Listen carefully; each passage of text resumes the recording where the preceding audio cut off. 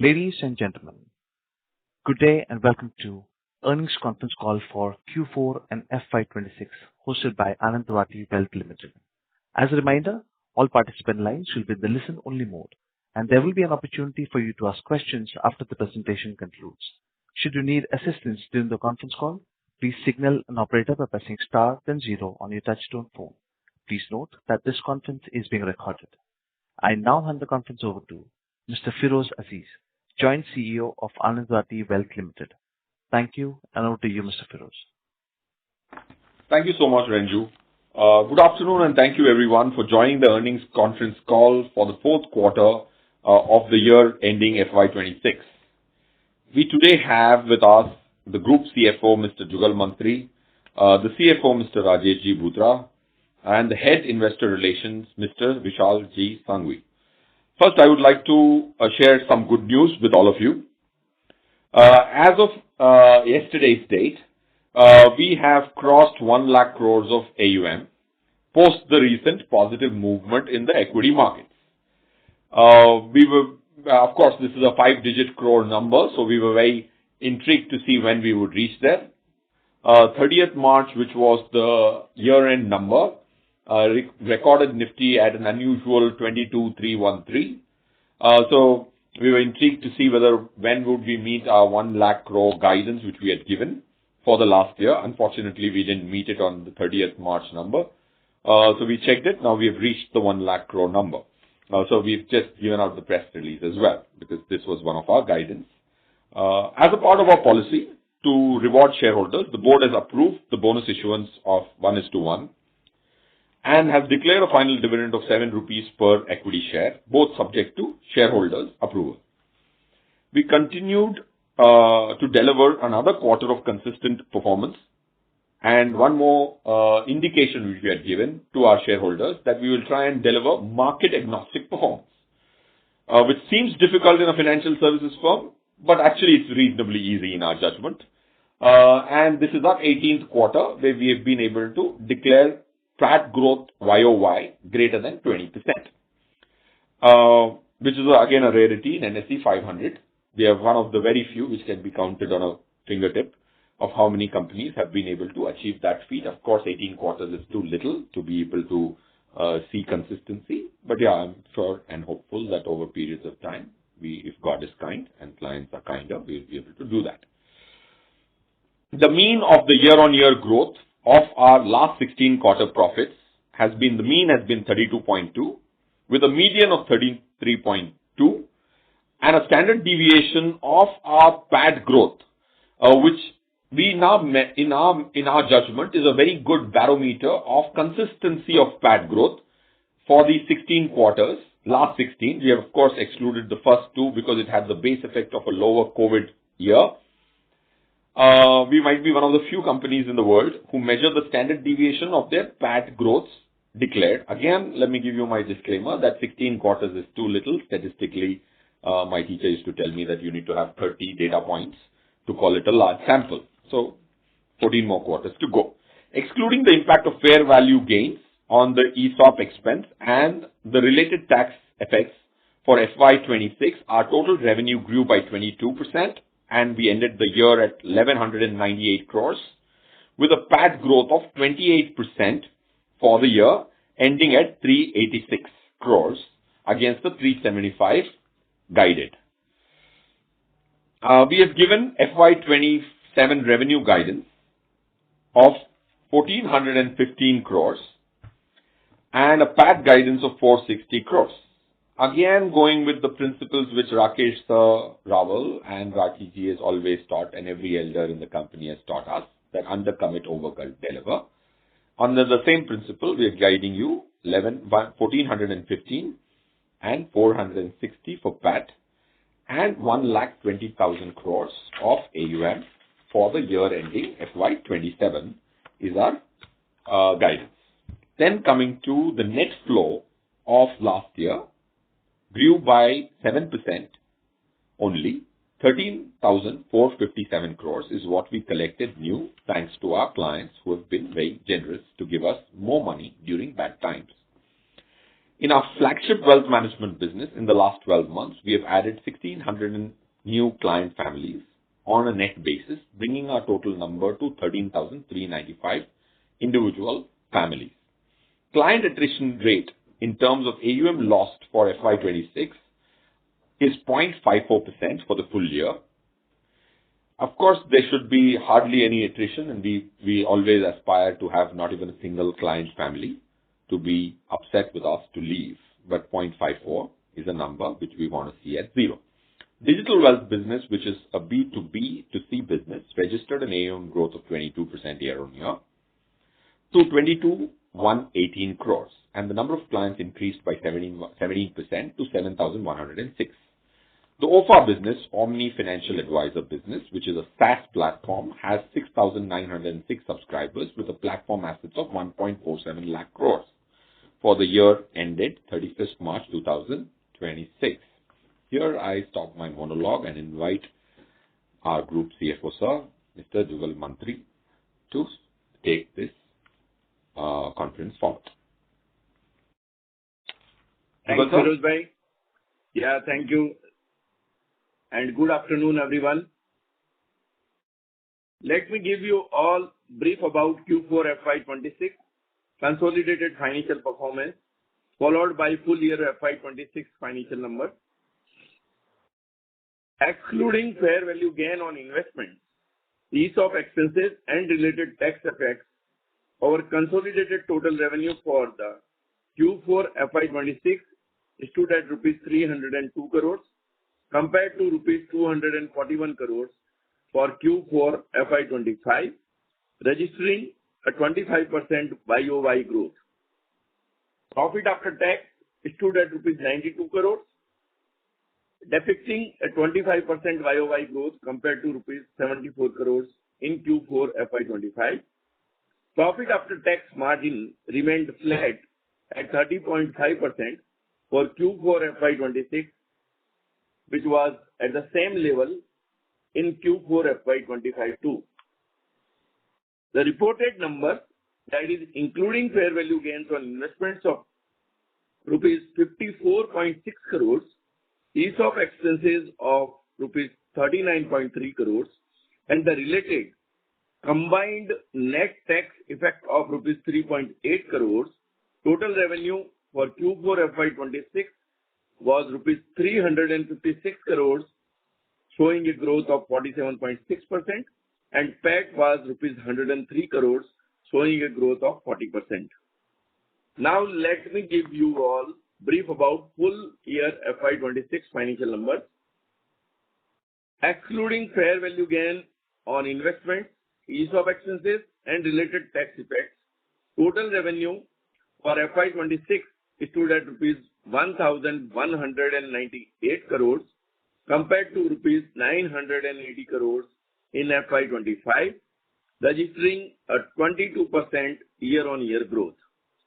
Mutual fund distribution revenue also grew by 22% YOY to rupees 494 crores in FY26.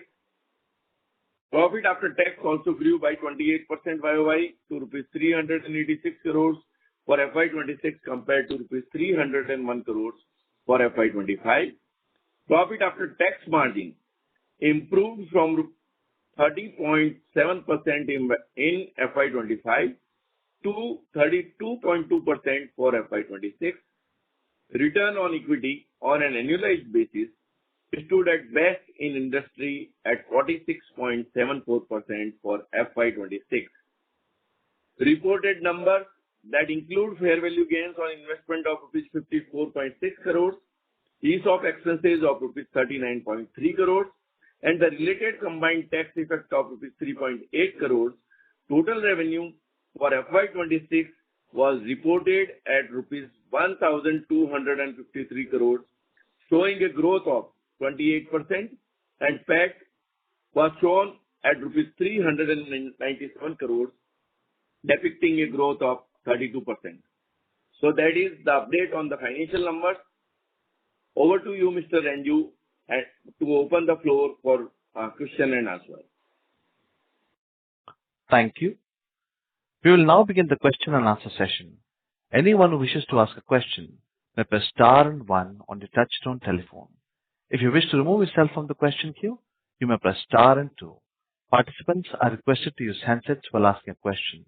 Ladies and gentlemen, we will wait for a moment while the question queue assembles. The first question comes from the line of Manas Agarwal from Bernstein. Please go ahead. Hi, can you hear me? Yes, please go ahead. Perfect. So couple of questions. One, I think in the statutory results, there is some discussion around subscription to ARGFL shares. Want to just understand what is the quantum and how much stake do we have now, what valuation this transaction is happening at? Because I understand this is a group company which is unlisted. Part B is, can you just explain what is the asset sale that is leading to profit being recognized in other income? And third is ESOP at fair value. A lot of companies issue ESOPs at a discount to CMP, not at fair value. There is a big gap. So I want to understand, is this ESOP concentrated in KMPs? Is this spread across the company? Those were the three questions. Super. So I'll take the first part and then give the valuation part to Jugal sir. Okay. So Manas, the 40 crore rights issue subscription of ARGFL from AR Wealth Limited is a rights issue where Feroz as an individual has participated with 94 crores, Rakesh sir has participated with 56 crores, and the holding company has participated with 270 crores, and the rest of the other group entities might have participated to a sum total of 500 crores. That's the total amount which has been subscribed as equity capital in ARGFL. And since there was a rights issue, and I think we own close to about 8%, valuation was 500 rupees a share. Well, I think I'll leave the rest to Jugal sir to answer. So Manas has correctly said by Feroz Bhai that the company has come up with a rights issue, the NBFC Anand Rathi Global Finance Limited.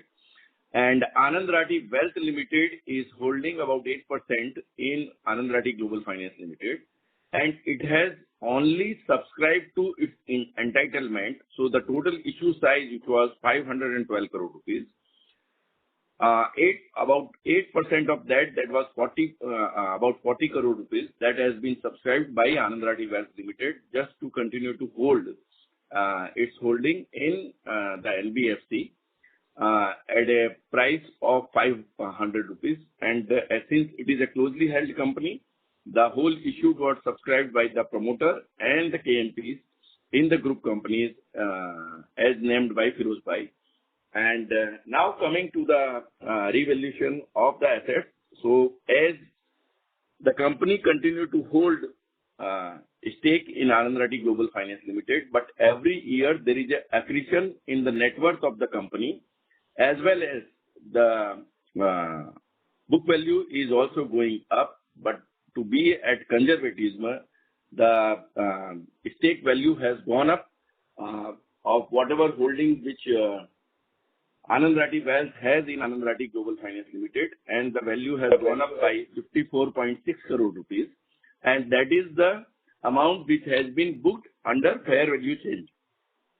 Now coming to the ESOP, the company do not follow any practice of issuing ESOPs at the discount to the market price.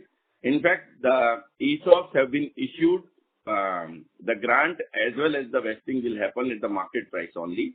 And but still we will have to take the hit, and that is why on account of that there is in this Q4 FY26 the company has taken a hit of 39.3 crore rupees. So employee cost has gone up by that amount.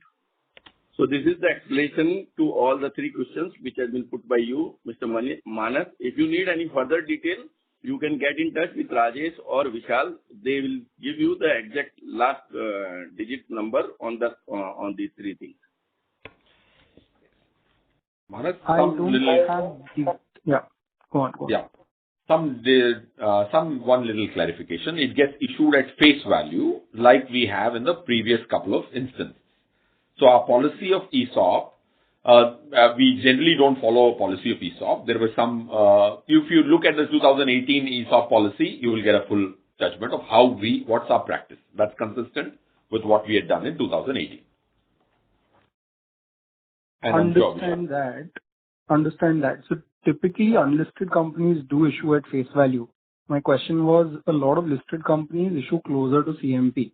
But that's okay. I'll look at it and I'll discuss offline. On the profit, we will do. One second, Manas. One little clarification to each potential or a current shareholder. We don't do anything because it is popular to do, as a matter of principle. Okay, so we generally follow a de novo policy on all our HR practices. Like for example, in our HR practices, we have several of our RMs' children joining us. Okay, spouses joining us. There could be several listed companies who have a policy that one of you have to resign if you fall in love at work. So anything we do is not because these are popular practices. Whatever is compliantly right, we generally do. As per our HR policies are more, you will find, at best you will find some inspiration from HUL because Rakesh sir used to work there. Understood. And just one more thing, the revaluation gain that we've booked, we've not sold ARGFL shares. This is just mark to market. Is that accurate? Yes, that is accurate. Yes, Okay.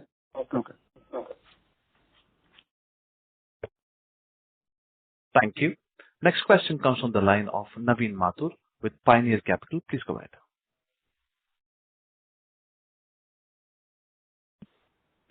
Hello, Mr. Mathur, please go ahead. Sure. First of all, congratulations everyone for a fantastic result. So my question is specifically for Feroz.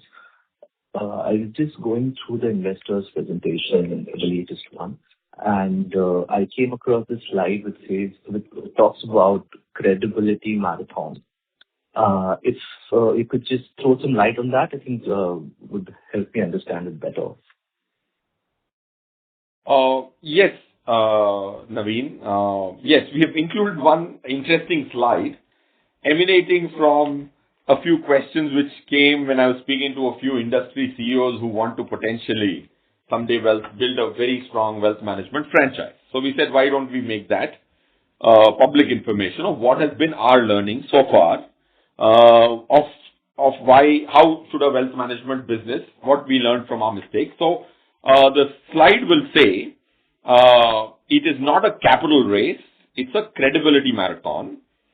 Quite a few wealth management outfits are wanting to be built and have been in the past. Every couple of years, there's somebody who's wanting to build a wealth management business very quickly. So there are 6 learnings which I've put on that slide. I'll just explain briefly. Wealth management is not a capital business.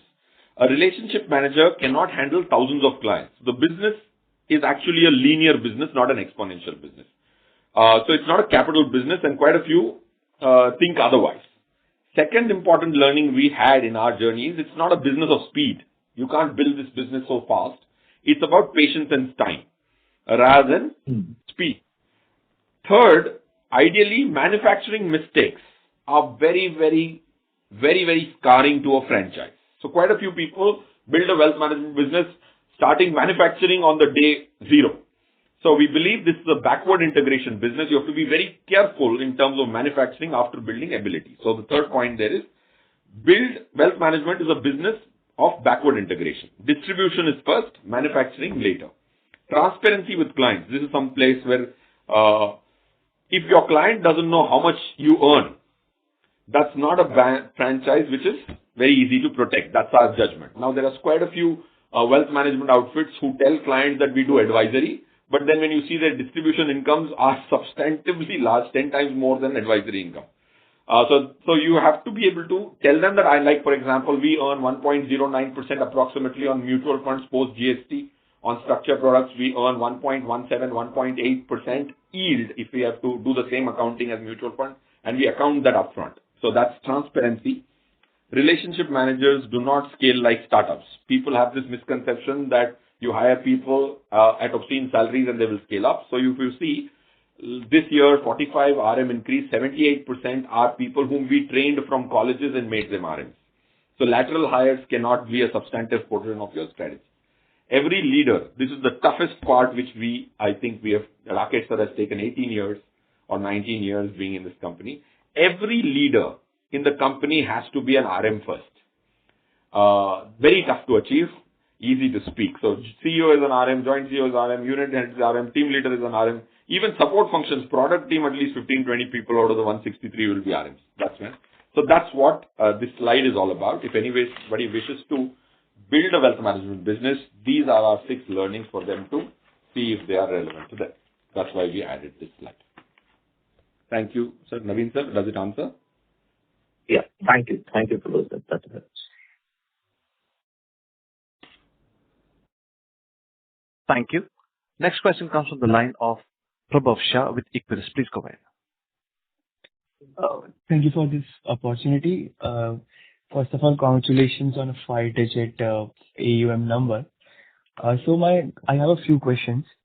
First is, this quarter we saw an ESOP cost of 39.3 crores. So, can you help us understand how ESOP cost could trend over the next few years? So, how I would like to look at it is 460 crore is a projection, hai na?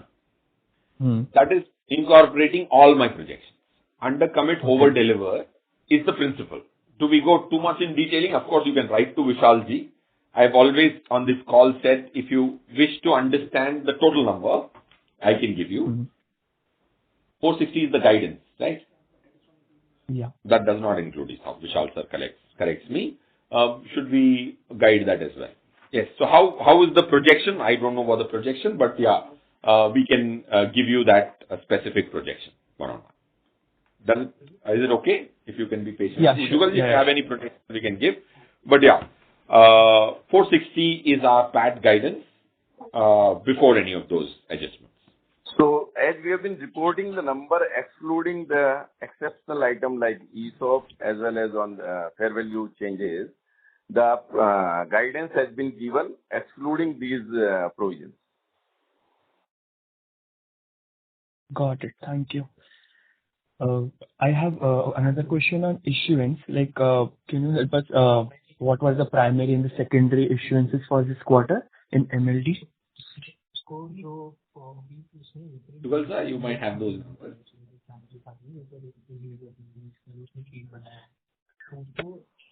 See, the gross issuances in this quarter was 1,895 crores compared to 1,815 crores in Q3 FY26. Got it. And secondary one? And secondary was 1,101 crores in Q4 FY26 compared to 716 in Q3 FY26. Got it. Thank you. And just last question. A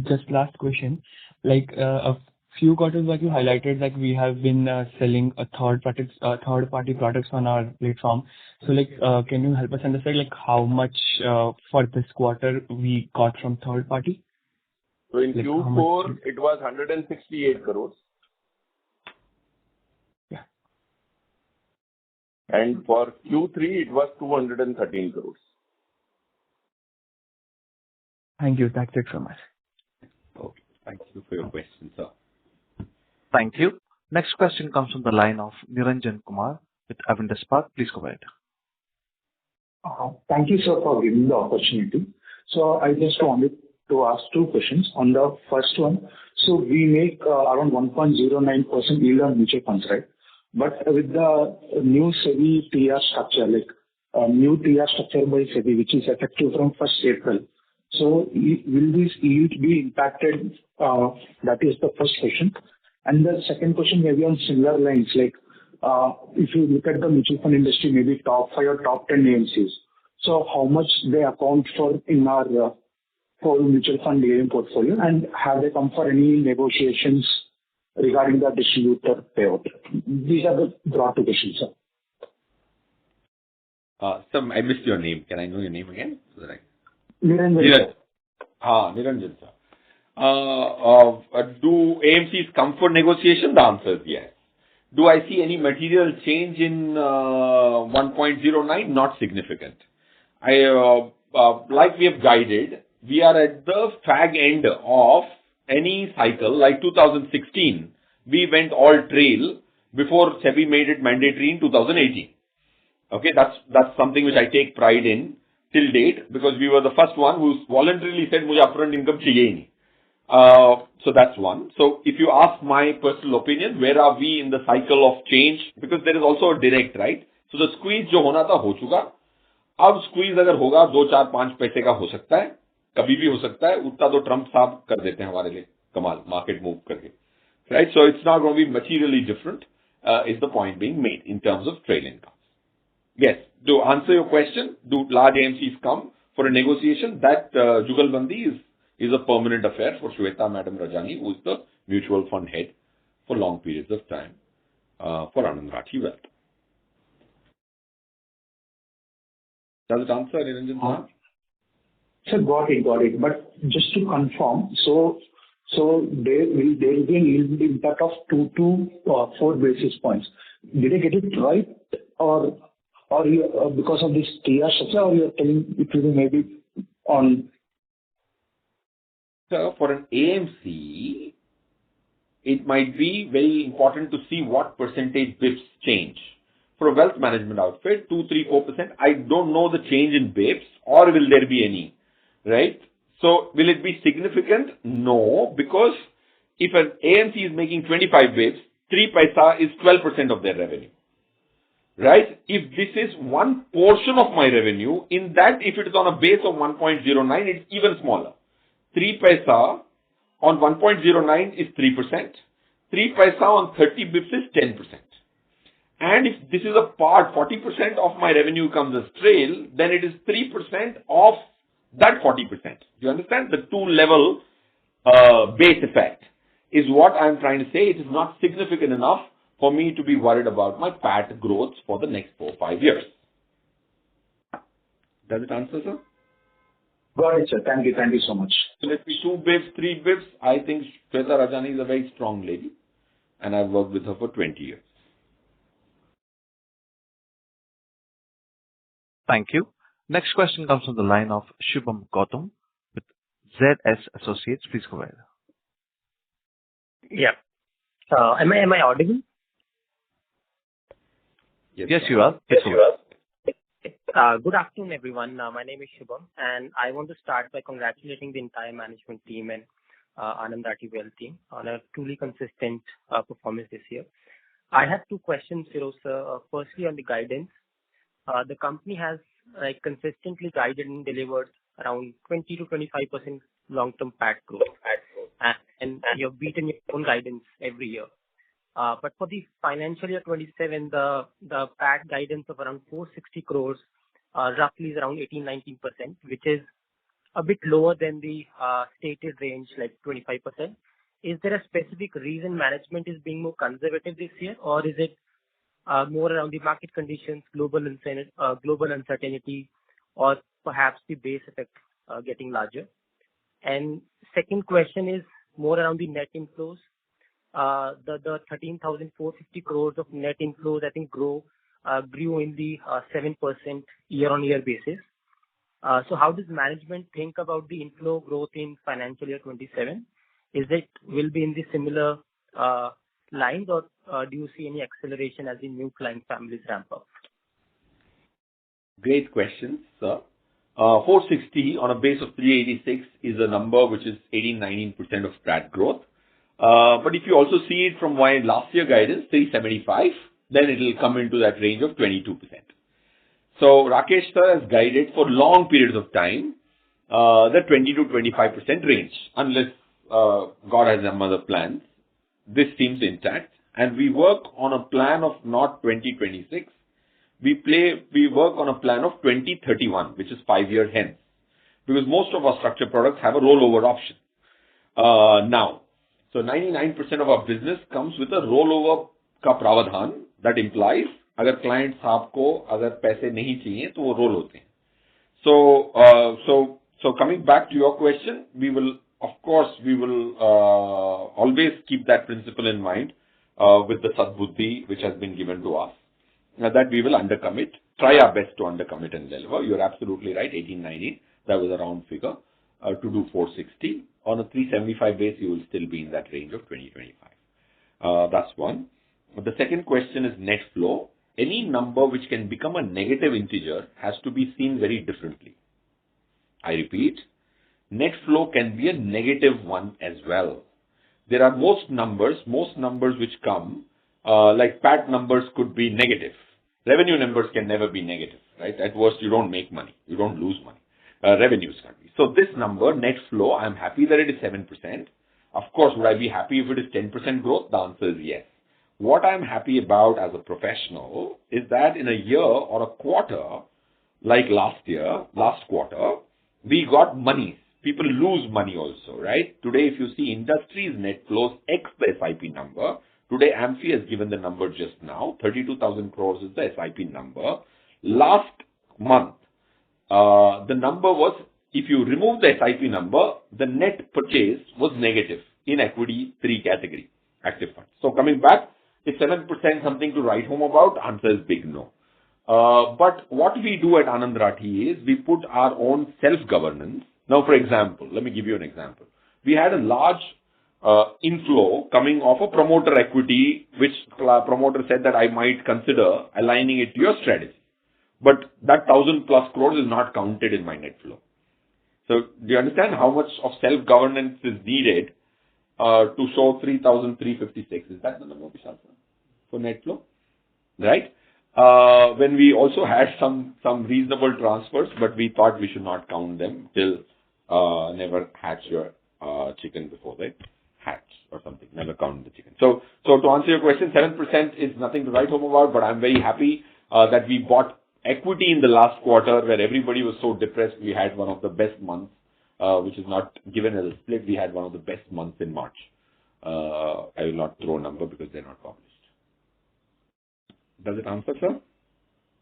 Yes, this is helpful. Thank you. Thank you. Next question comes from the line of Manas Agarwal with Bernstein. Please go ahead. Thanks for the opportunity to ask again. I will again ask on the ESOP. One part of the question was not answered, maybe missed out, so I just want to check.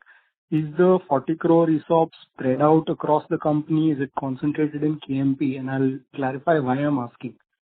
Stock options are a retention tool, and that is why they're given at CMP usually. There's nothing barring companies from issuing it at face value. But the gap between face value and CMP essentially is a free gift today. So you ideally want to give it at CMP so that future growth in the company is shared with employees. So that's where my question is. Yes. So this is with KMP, Rakesh sir and me, to be more specific, if I'm not wrong. And it is in the public domain already. Understood. So all of it, the 40 these crore shares are going to be, ESOPs are going to be issued at the face value, okay? And that is why there needs to be the hit, the P&L hit has to be taken, where the differential amount of the market value as well as on the face value, that hit has to be incorporated. That is where you see the ESOP hit has been included in the employee cost, and it is as per the EGM and the resolution which is already passed in the past. Understand the accounting. I am still not convinced on the classification as one-off, and the other thing is whether it should be at face value or not, but that is for the company to decide, so it's okay. Thank you. Thank you. Manas is very unhappy that I've got a gift. Thank Don't you. worry, Manas. I'll do justice to this gift. Don't worry, relax. Yep. Next question comes from the line of Akshay Jain, an individual investor. Please go ahead.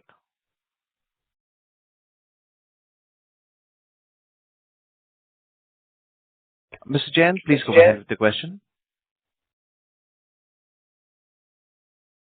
Am I audible? Yes, please go ahead. Hi, thanks for the opportunity. Just one question from my side.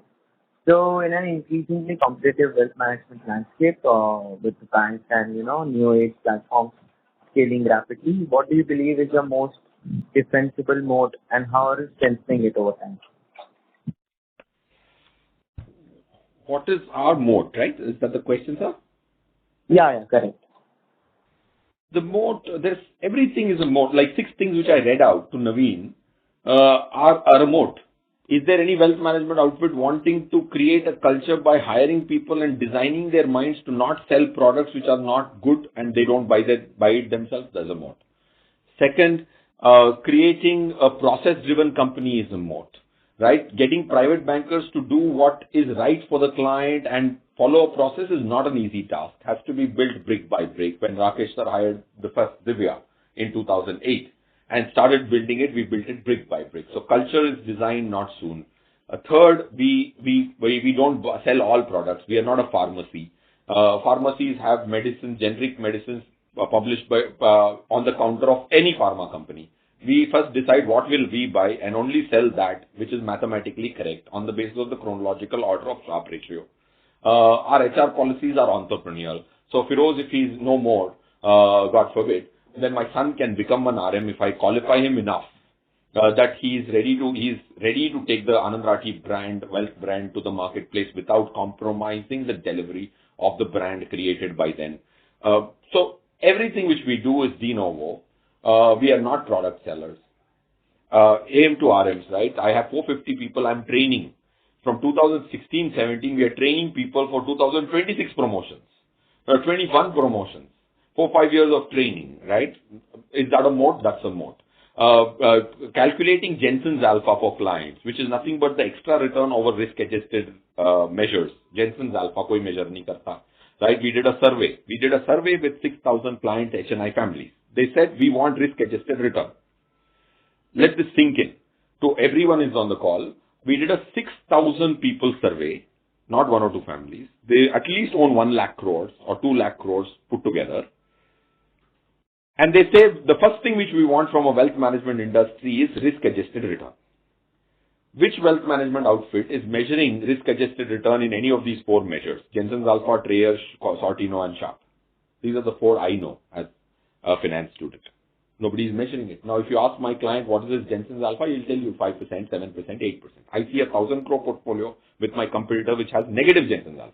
And the clients have not measured it, the wealth manager has not measured it. Right? People are selling debt, saying that interest rates will come down, you will make money.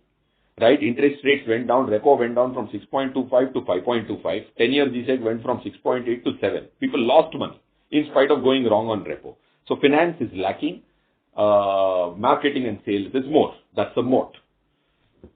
Right? So every step we are trying our best to do what is right for the client. So the chronological order in which we arrange the 3 stakeholders, our colleagues, then client, and then comes shareholder. If colleagues are not happy, they will leave or they will be so sad that they can't make a client happy. If the client is not happy, shareholder can't be happy. So we as professionals never would want to make our shareholder directly happy. If we are made our people happy, they can make client happy. If both of these guys are happy, the shareholder will be happy. So most people want to make the shareholder happy directly. Right? I'm not so bothered about what the shareholder has to say about how portfolio should be created. Quite a few people said you have only 2 revenue streams. You are the riskiest business to buy.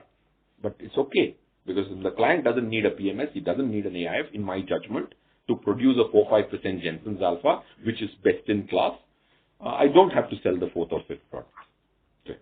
So all these are moats, sir. Yeah, thank you, sir. That's it from my side. Thank you. Next question comes from the line of Sunil Shah, SRE PMS. Please go ahead. Yeah, thanks for the opportunity. Congratulations, Firoz and entire Anand Rathi family. Thanks for a super FY26. Wonderful thing. Sir, just the numbers, we're like 400 RMs, 13,000 plus clients, and the AUM per RM about 226. So all the points you mentioned about the moat are clearly there. Now, the thought which I have is the next level of growth. Sir, what I want to share here is more of a suggestion, not more of a question. is that we have a track record of delivering this kind of Jensen Alpha. How about approaching global institutions for as our client, prospect? The thought which I have is because they're writing a $10 million check for our kind of a track record will not be something which will be very huge for them. But for us, if we can showcase this kind of a product and try to address the global institutes, that can be a huge leg of growth for us as a company.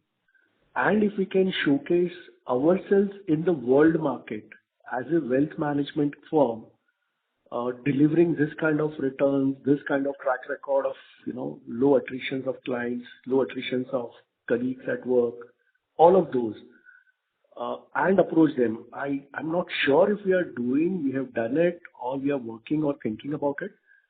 But if you could, share me something on these lines or look upon it in future. Feroz, that was my thought to just reach out to you on this call today.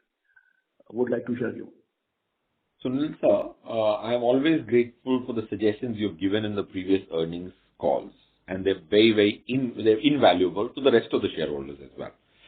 So, of course, anything coming from you would be taken with utmost seriousness.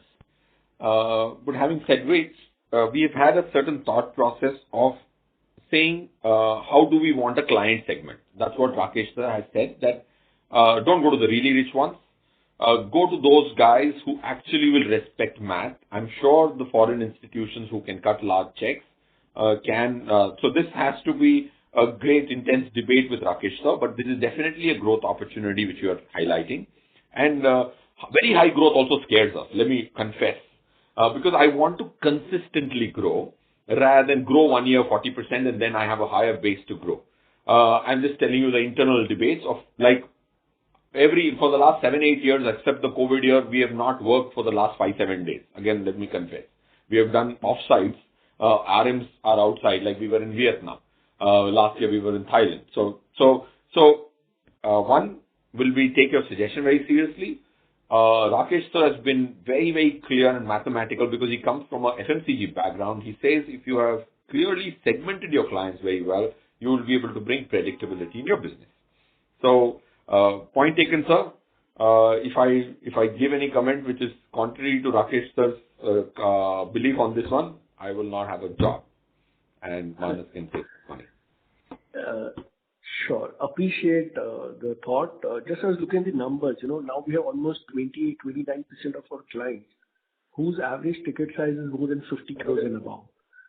So 50 crores and above kind of a ticket size for a client is like an institution in itself. And that's almost 29% of our business. So we have obviously migrated them from being an HNI to an ultra HNI for sure. But we are currently doing similar kind of work. So that was the thought. That's the only piece which I wanted to share, Feroz. Yeah. Thanks, all the best. Yes, sir. Brilliant suggestion. Having known Rakesh sir's possessiveness in the segment we operate is why I said that's beyond my even commenting capability. That's how well he has governed that one topic. So, of course, it's a brilliant suggestion. I'm sure Rakesh sir will consider that. I was just saying that commenting there would be on record line would be bad thing. But you're absolutely right. Now that you've alluded to the platinum segment, and you also said that we have homegrown large clients, one thing which is changing dramatically is, I'm just telling a shareholder, now quite a few large clients are going through our website and saying we want to reach out to you. It is surprising that people with 400 crores are reaching out. 500. I did one meeting in Gurgaon. We had never seen these green shoots of people who need a service of wealth management reaching out to us and uncomplicated, appealing to a large guy. That's one thing which I should say. And when we actually started this platinum segment, there were 32 clients or 33 clients when we identified this whole ballooning. Now we have almost about 211 families. Because you have a platinum segment, quite a few people who are on the borderline are wanting to give us a little more money and come into the platinum segment, which has got a strong proposition of generating 1.5%, 2% extra Jensen's Alpha by using more concentrated finance. Because we, like you said, Jensen's Alpha, we use 3-4 very publicly available Nobel Prize winning formulae, be it the Black-Scholes pricing model, inefficient market theory, and capital asset pricing model. We use these. So that is what is producing Jensen's alpha rather than that. So platinum segment में और लोग जुड़ रहे हैं और जो border line है कोई 35 करोड़ पे है और उनके 20 करोड़ बाहर पड़े हुए हैं वो कह रहे हैं मैं तुम्हारा प्लैटिनम बनने के लिए तैयार हूं. So you will see my projection of the platinum number of clients in the next 2 years is about 450 to 500. You're so right. We're already in the segment. From a size standpoint, from behavior standpoint, people behave very differently as a corporate entity. I've gone to so many corporates and got them to redeem the liquid fund if the CXO was dealing with us and said that, sir, ye corporate ka paisa. So we will debate that, but this will not go by the wayside, I assure you, Sunil sir. Thank you so much, Firoz sir, and everybody in the team. Thanks so much for doing a great job. Thank you. All the best. Thank you. Next question comes from the line of Manav, an individual investor. Please go ahead. Hey, Firoz.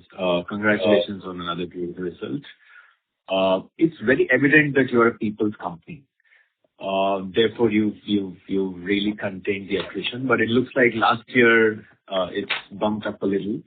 I'm just trying to understand if that has any kind of impact on the business.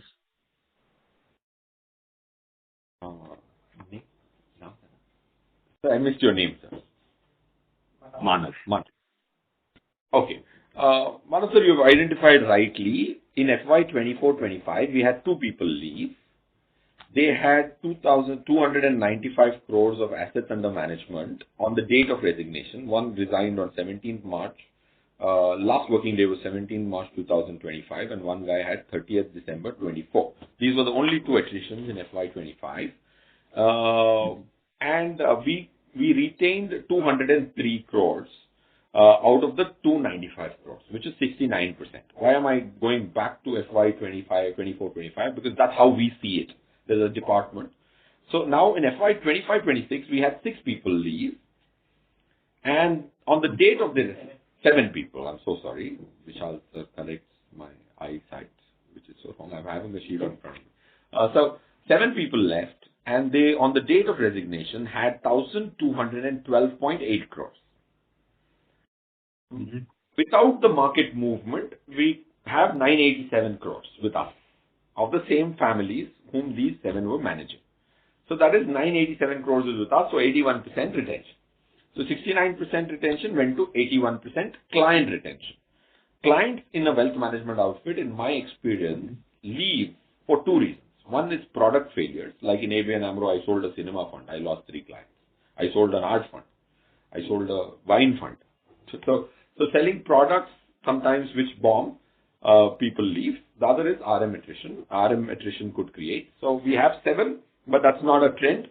We have some of them, like I told in the previous quarter, were cultural misfits we had to let go. Some of them are actual genuine regret attritions. Is it a one-off?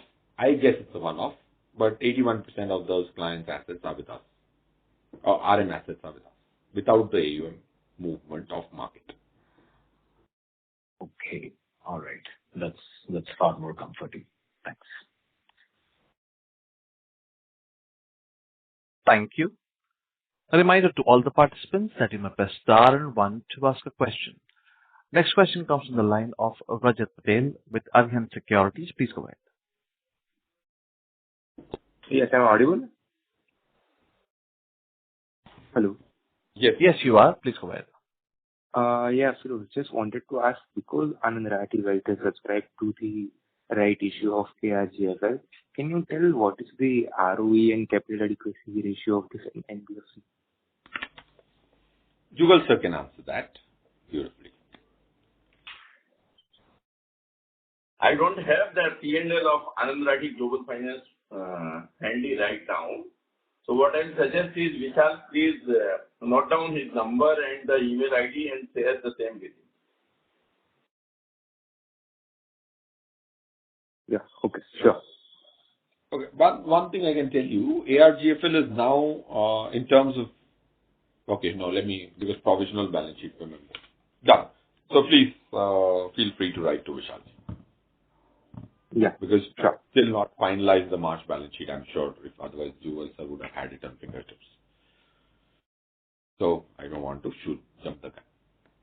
Oh, sure. Thank you. Next question comes from the line of Vikas Arora, an individual investor. Please go ahead. Hello? Yes, Vishal, sir. Sir, I'm asking if, are we looking to open new branches in any Yes. particular geography? So we are looking at opening branches, yes. In fact, again, let me tell you, Rathi ji has very good aspirations of having a greater footprint. If that is our Guru's aspiration, should we have more footprint? Yes. Where will we open branches? We will not open branches on the basis of opportunity only. We will open branches in those places where we have somebody to send back. And I've said this in the previous call. I'm again saying, let's assume if I was not the joint CEO,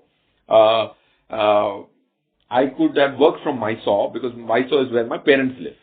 So if there are people who can go back to their towns and start units there, because Firoz needs to understand Anand Rathi Wealth. Opening an office in Mysore, I can hire a few people from some banks which operate there and start an office. We are reluctant to do that. So in our 401 RMs, whoever has their aging parents living in a city or comes from that city, so I can't tell you which locations. Of course, Rajesh Bhutra, sir, last time also corrected me saying that these are the other two units you opened. Rajesh ji, if we opened any other units in this quarter? No, sir, this quarter no. Last time मैंने भूल गया था कोयम्बतूर और कोई तो location. So that's the principle, sir. Vikas sir, that's the principle on which we open. As of now, there is an office potential in most of the tier 2, tier 3 cities in India. Getting 40, 50, 70 HNIs who are thinking like you, who are more mathematical about their money is not very difficult. But you need to have somebody who can de novo think like Anand Rathi Wealth of not selling multiple different innovative products which are making my clients money experimental. Sir, do we look for a franchise partner or open on our own basis if we open a branch? Always own, sir. Managing culture on a franchise basis is again something which we very passionately feel about. No, it will always, at least at this point in time, as a professional, I can say I don't see a franchise model for years, if not decades. Okay, sir. Thank you. Thank you, sir. Thank you. Ladies and gentlemen, that was the last question for today. We have reached the end of question and answer session. I would now like to hand the conference over to Mr. Firoz for closing comments.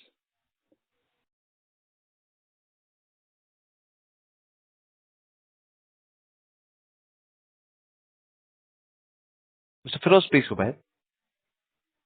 Sorry, I was on mute unintentionally. Thank you, Renju. I'm very grateful to each one of you to join us consistently for the 18 quarters. And I'm very, very grateful for the suggestions and the questions which have some learnings for us in the process. Extremely grateful to spend a Friday afternoon with us. Vishal Sir Sangvi is our investor relationship head and Rajesh Bhutra is our CFO. He is Rajesh Bhutra. Again, whenever I mention Rajesh Bhutra, I like to highlight that he's finished 24, 25 years in the group. And that's what the kind of understanding he has. So please write to them to get any questions answered. And thank you for all the wishes you gave for the good result. And please pray for us so that God is always with us and you. Thank you. Thank you. On behalf of Anand Rathi Wealth Limited, that concludes this conference. Thank you for joining us. You may now disconnect your line.